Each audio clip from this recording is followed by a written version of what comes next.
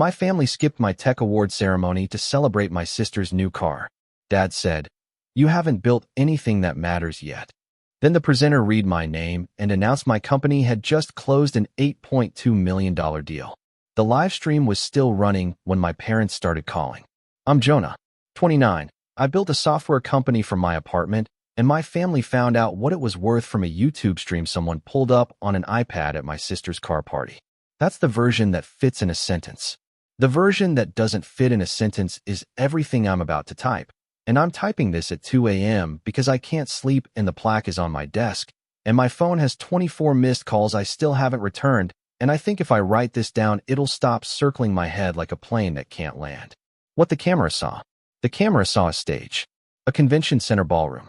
400 people in chairs. A screen behind a podium showing company names and numbers.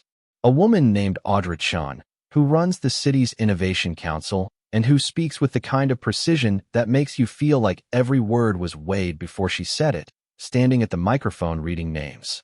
The camera saw me walk to the stage when she said mine. It saw me shake her hand. It saw the screen behind us change to show my company name and a number, $8.2 million.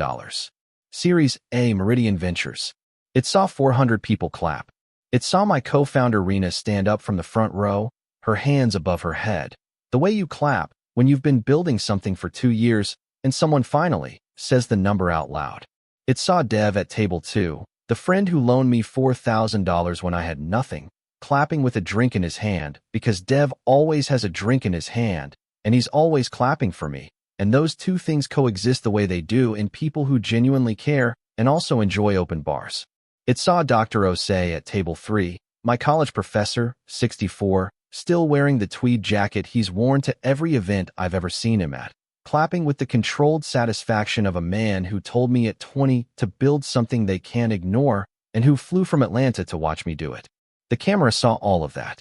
1,247 concurrent viewers saw it on the live stream. The Innovation Council's YouTube channel. It broadcast everything. But here's what the camera didn't see. What the camera didn't see. The camera didn't see table 6. Or rather, it saw table 6 the way cameras see empty chairs as furniture. But table 6 had a card between 2 water glasses. The card said Mom and Dad. My handwriting. I placed it at 4 p.m., 3 hours before the ceremony, while wearing a suit I bought for the occasion, $280, credit card. Same card that has the company's server costs on it, because when you're a founder, everything shares a balance the way everything shares a life, and neither one has clear boundaries. The water was poured at 7:30 by a server who didn't know the glasses would stay full. The ice melted. The card stayed folded. Nobody sat down. The camera didn't see my parents' house 12 miles away, where 14 people were standing in a driveway around a Hyundai Sonata with a bow on it.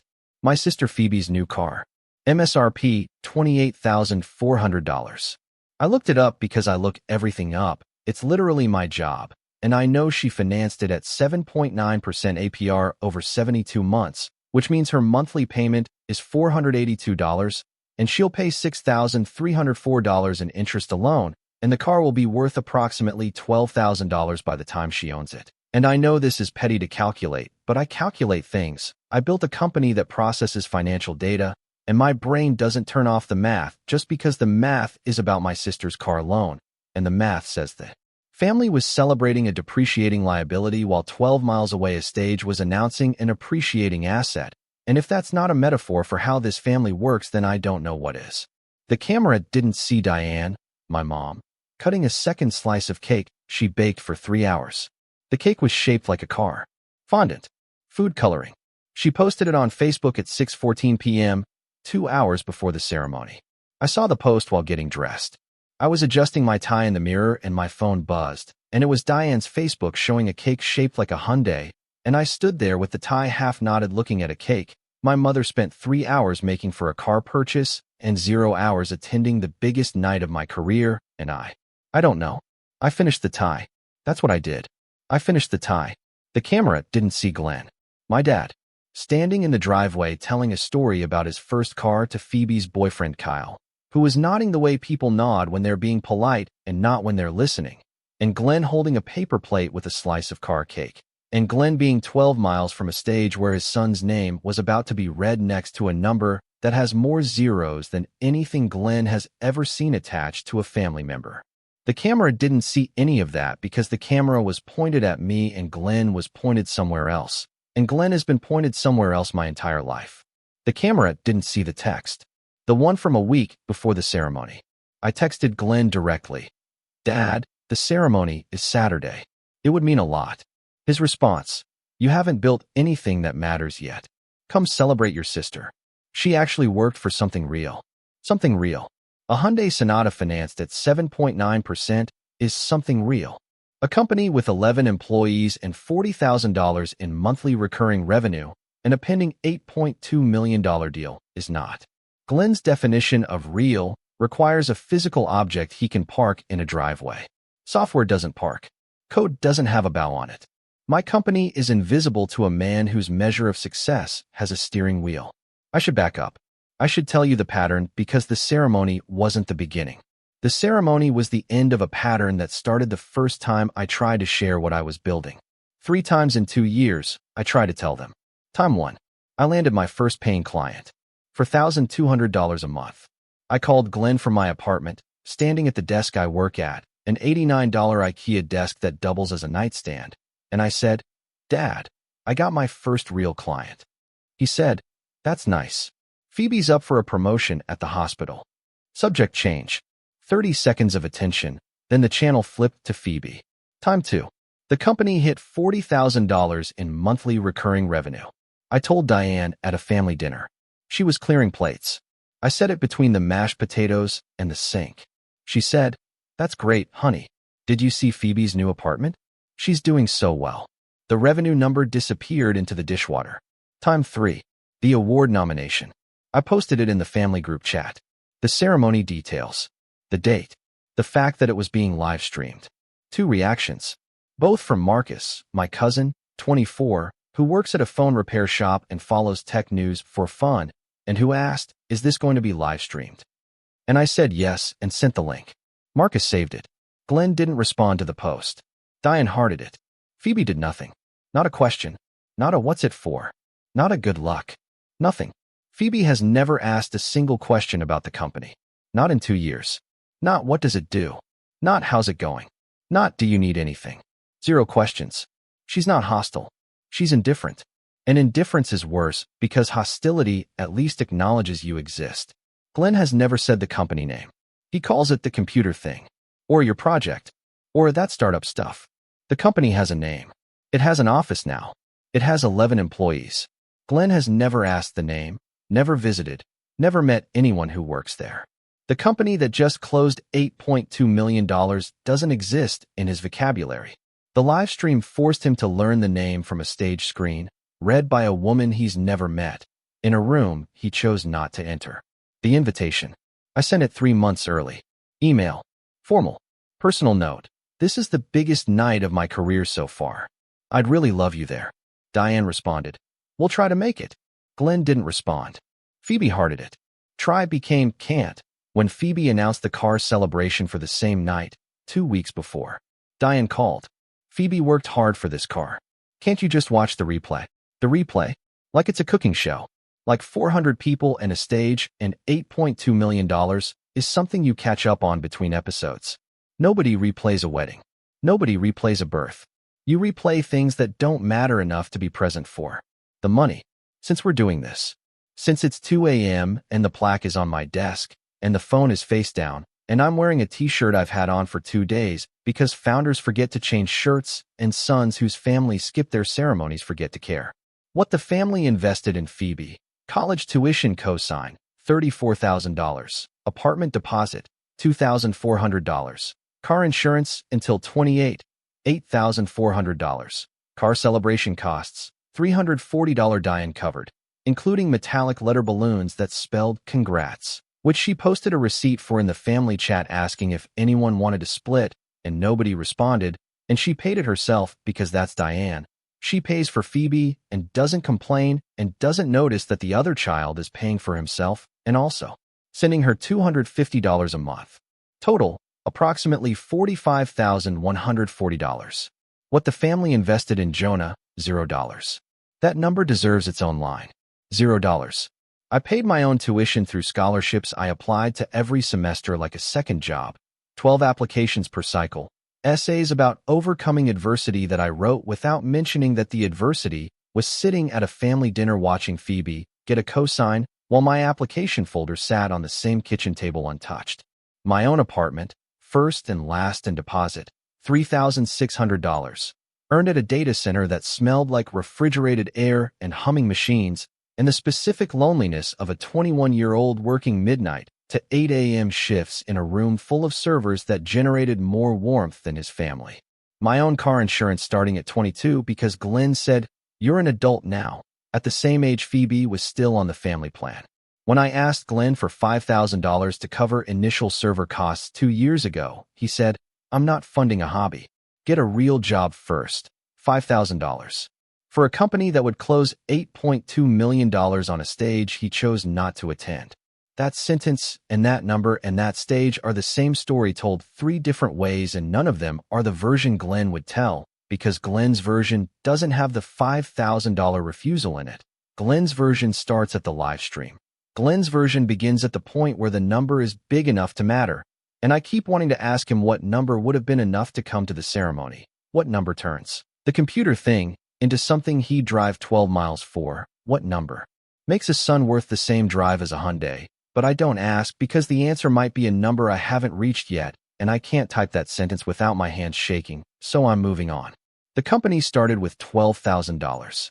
$8,000 from savings accumulated by living on $1,100 per month disposable, while earning $78,000 and eating $35 a week, which is rice and lentils and eggs and chicken thighs on sale, and bananas, because bananas are always cheap, and I ate so many bananas that my coworker at the engineering job noticed and said, "Are you okay?" Which is a question nobody in my family asked during the same period. For $1,000 from Dev, who handed me a check at a coffee shop and said, "Pay me back when you can," in the specific tone of a person who trusts you because of who you are and not because of a spreadsheet, which is a tone I have never heard from Glenn and maybe never will, and I'm writing that sentence and deleting it, and writing it again and leaving it because it's 2 a.m., and this is get off my chest, and the chest part is the point. Here's the thing that burns. The thing I keep circling back to. For 18 months during the company's hardest stretch, while I was not paying myself, while I was eating peanut butter on rice, which is exactly as bleak as it sounds, I was sending Diane $250 a month for household help. 18 payments. For $1,500. I was subsidizing the kitchen where she baked a 3-hour fondant car cake, while I was knotting a tie for a ceremony she didn't attend. The son who hadn't built anything that matters was building a company and funding the household that dismissed him simultaneously, which requires the kind of multitasking that only children who were raised to give without receiving ever develop. And I developed it early, and I'm only now learning to turn it off. What the live stream did. This is the part. This is what I can't stop thinking about. 8:41 p.m. The car celebration.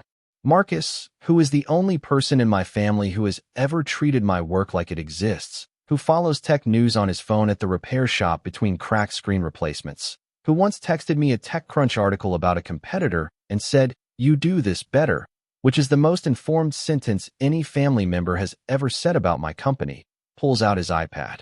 He's sitting at a folding table in the driveway, next to the Hyundai with the bow, next to the remains of the car cake that Diane spent 3 hours on. He opens the live stream link I sent 3 months ago, the one he saved, the one nobody else bookmarked, the link that sat in the group chat next to my invitation with its 2 lonely reactions like a bookmark in a book nobody read. The stream buffers once because he's using the neighbor's Wi-Fi, and the bandwidth isn't great, and for 1 second the video pixelates and Marcus taps the screen the way you tap things that aren't working, and then it clears and the image is sharp and the stage is bright, and the screen behind the podium shows a number. $8.2 million. Marcus turns the iPad toward Glenn. The iPad is 10.2 inches. The stage screen was 15 feet wide. The same content on 2 screens separated by 12 miles and an entire family's priorities. Marcus says 4 words. "Yo, is this your brother?" And the driveway goes quiet. I wasn't there. I know this because Marcus told me in a text that was 3 paragraphs long and included the phrase, "Your dad's face literally changed color," like actually changed, Like he went from barbecue tan to something else. I don't know the word for it, but it's the color people turn when they realize they were wrong about something they were confident about. Marcus notices things the way I notice things. It's why we get along. It's why he saved the link. It's why the two reactions on my invitation were both his. Before the iPad, music from a Bluetooth speaker Phoebe set up, friends taking photos with the car keys, Kyle's parents asking about the financing, 7.9% APR, which Kyle's dad, who sells insurance, correctly identified as not great. Glenn telling the first car story he tells at every family event, Diane offering second slices of car cake to people whose plates were already full. After the iPad, silence. Not the kind of silence that happens when bad news arrives. The kind that happens when good news arrives about someone who isn't there because everyone chose to be somewhere else. The Bluetooth speaker was still playing some song I'll never know the name of because I wasn't there to hear it. Nobody turned it off. The music played over the silence, which made the silence louder. The way music in an empty room is always louder than music in a full one, because there's nothing to absorb the sound and nothing to absorb what everyone was feeling. Glenn didn't look away from the iPad. Marcus told me that too. Glenn stood in the driveway holding a paper plate with cake crumbs, the plate tilting slightly because his grip changed when the number appeared, and he watched the full announcement. For minutes, the presenter reading the details, the audience applauding, the founder walking to the stage, his son, on a 10.2-inch screen in a driveway where the biggest number until that moment was the MSRP sticker on a Hyundai. Glenn watched his son receive something he told his son wasn't possible. On a screen he chose not to be behind, at an event he chose not to attend, in a suit he never saw him wear, and the 4 minutes Glenn watched the iPad is the longest he's ever watched me do anything since the computer at 12, and that comparison is the reason I'm typing at 2 a.m. Glenn put the plate on the table, took out his phone, called. I was on stage. The call went to voicemail. He called again. Voicemail. Diane called. Voicemail. The calls started stacking. Glenn, 9 calls. First at 8:46 p.m. The man who doesn't call, who communicates through texts and nods and silence, and the occasional dismissal delivered with the casual authority of a father who has never questioned whether his assessments might be wrong, called 9 times in 40 minutes. 9. I've never received 9 calls from Glenn in a year. He made 9 in 40 minutes. Diane, 11 calls. First at 8:48. Her voicemails escalated. First, honey, we just saw. Why didn't you tell us about this? Fourth, please call us back. Seventh, we should have been there. Why didn't you tell us? She's asking why I didn't tell them about the thing I told them about 3 months ago in an email they hearted, and then forgot, and then replaced with a car celebration and a cake shaped like a Hyundai. Phoebe, for calls. First at 9:02. She found out late because she was taking Instagram photos with the car when Marcus showed the iPad, and she missed the initial reveal because she was posing with a depreciating asset while a screen showed an appreciating one. Her call started 16 minutes after Glenn's. 16 minutes to notice that the driveway had gone quiet. 16 minutes to look up from the Hyundai. Marcus, 1 text. Bro, 8.2 million? 3 question marks. The only honest response in the family.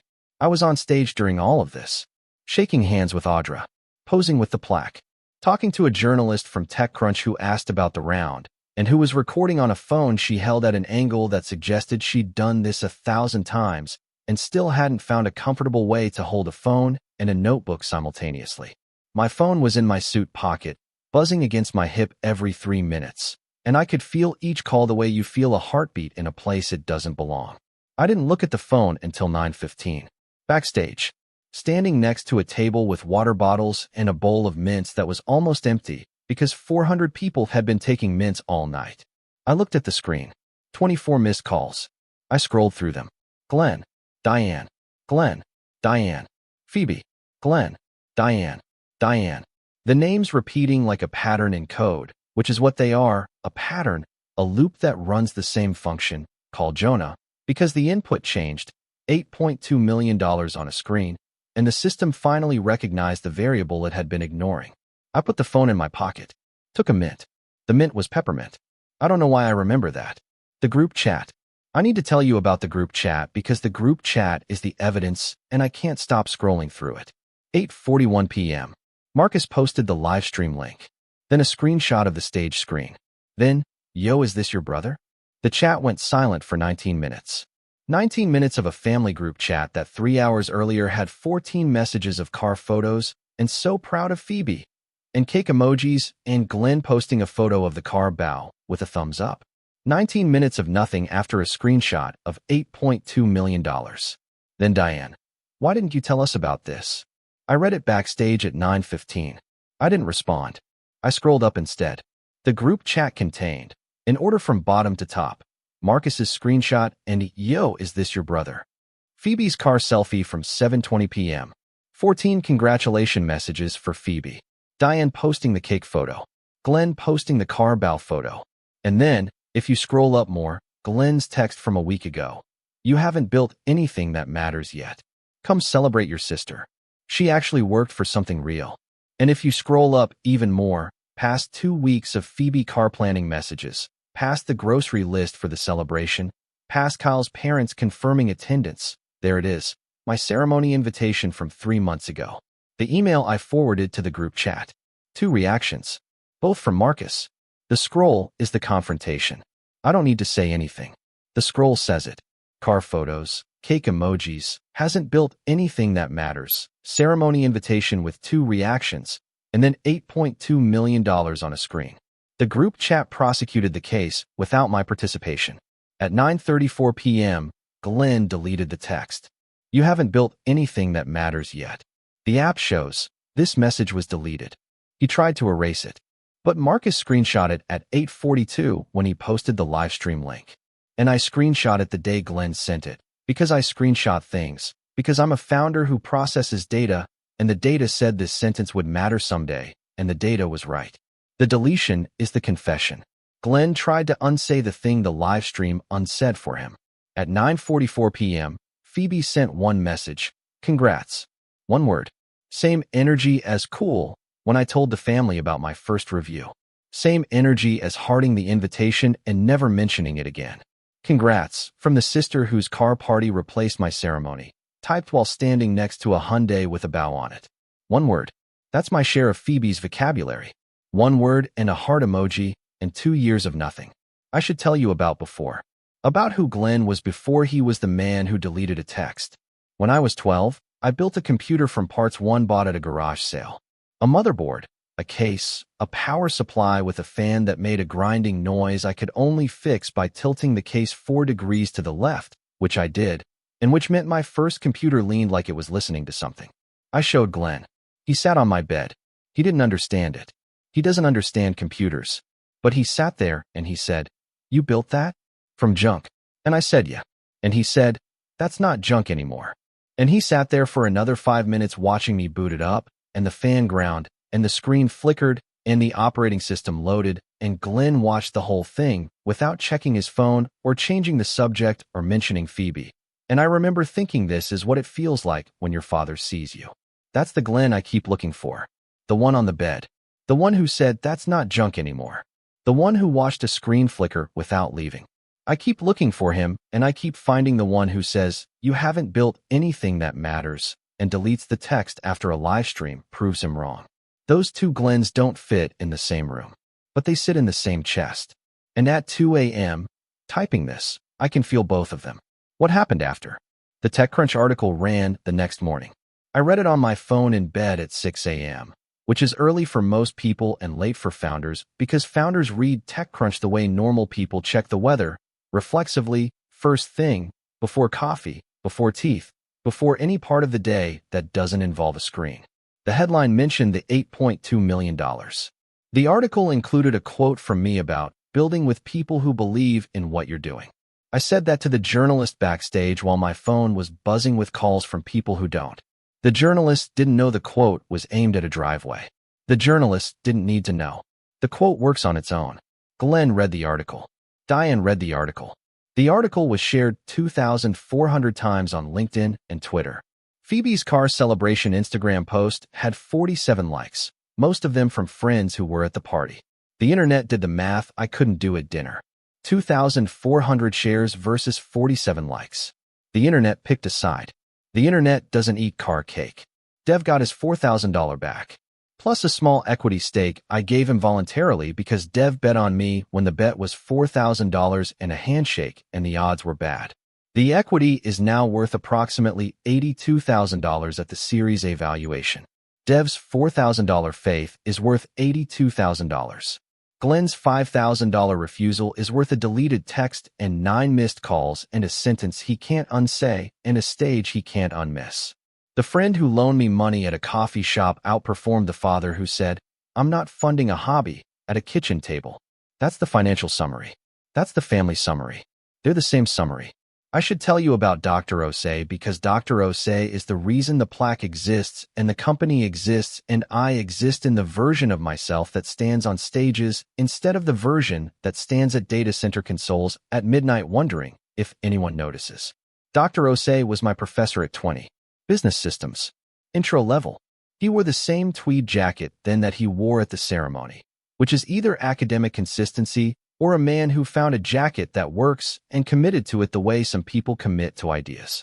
During office hours, when I was a sophomore who built computers from garage sale parts and didn't know that counted as anything, he said, "Build something they can't ignore and they won't." That sentence is on a sticky note on my monitor. I've moved desks 4 times. The sticky note has moved 4 times. Dr. Osei flew from Atlanta for the ceremony. $340 round trip. He sat at table 3 and clapped with both hands when the $8.2 million was announced, and he was the first person standing and the live stream caught it. And you can see him at minute 46 if you look at the right side of the frame. A 64-year-old man in tweed standing up before anyone else because he told me to build something 9 years ago, and I did, and he flew to see it, and my parents drove to a driveway. Backstage after the ceremony, Dr. Osei found me. He was holding a sparkling water he hadn't drunk because Dr. Osei doesn't drink alcohol, and the only non-alcoholic option was sparkling water, which he's called angry water since I was 20 because he says it's water that's upset about being water. He put his hand on my shoulder. He said, "I told you to build something they can't ignore. You built something that fills a room." Then he drank the angry water and made a face and I laughed. And it was the first time I'd laughed all night. And it was backstage at my own award ceremony, and the person who made me laugh was a professor who flew from Atlanta and not a parent who lived 12 miles away. Glenn came to the office 3 weeks later. The actual office, not the apartment. 2,400 square feet. 11 desks. A kitchen with a coffee machine that costs $1,200 because good coffee is the cheapest retention tool in tech, and I learned that from an article Dev sent me at 3 a.m., which is when Dev sends articles, which is also when I read them, which is also when I'm typing this, which means nothing has changed about my schedule except the number on the stage. Glenn walked through the office the way Glenn walks through everything, slowly, looking at things without touching them, maintaining the specific distance of a man who is trying to understand a room he doesn't have the vocabulary for. He saw desks with monitors. He saw a whiteboard with a product roadmap he couldn't read because product roadmaps are written in a language Glenn doesn't speak, not because he's stupid, but because he never asked to learn, which is different and also the same. He saw Rena at her desk pretending not to listen, her fingers on a keyboard making no sound, pressing phantom keys, because that's what Rena does when she's eavesdropping. And I know because I notice everything and Rena's silence is louder than her typing. He saw the plaque by the door. He saw my name on the wall. He said 7 words. I didn't know it was like this. I was standing by the whiteboard. I said, "You didn't ask." He put his hands in his pockets. Same posture as the apartment visit 2 years ago when he looked around and asked, "When are you getting a real job?" Same hands. Same pockets. Different room. The room answered the question the hands couldn't. He didn't apologize. He walked through the office one more time. Slower. He stopped at a desk where one of my engineers was debugging something on a screen full of code, and Glenn watched for about 10 seconds the way he watched my first computer boot up when I was 12, not understanding it but staying. And staying is the only verb Glenn has ever used correctly when it comes to me. And he used it for 10 seconds in an office and 5 minutes on a bed and 0 minutes at a ceremony. And I'm counting the seconds because I count things and the count is what I have when. The feelings are too much to hold in one chest at 2 a.m. Part of me wanted to pull up the group chat on the whiteboard screen and show him the scroll. The car photos, the cake emojis, the deleted text, the 2 reactions on my invitation. Part of me wanted to walk him to Dev's desk and say, "This is the man who loaned me $4,000 when you said no to $5,000. And his bed is worth $82,000 now, and yours is worth a deleted text." And a small part of me, the part that remembers a 12-year-old's computer grinding and flickering and a father saying, "That's not junk anymore," wanted to sit Glenn at a desk and let him watch the product work the way he watched the first computer boot, patiently, without understanding, but with the presence that I have been craving for 29 years and receiving in 10-second intervals separated by years of silence. I didn't do any of that. He left. I went back to the whiteboard. Rena started typing for real. The office continued. The clip is still on YouTube. Minute 47. 3 seconds of a man in a suit looking at his phone while walking to a stage. If you pause it, you can read the screen. Mom. Dad. Mom. 3 missed calls. He looks at them. Puts the phone back. Reaches for the plaque. People share it sometimes with captions I don't write and don't correct. I don't comment on the clip. I don't need to. 3 seconds. 2 hands. One chose the phone. One chose the plaque. The plaque is on my office wall. The phone is in my pocket. Both still work. I just know which one to reach for now. Subscribe. New story next week.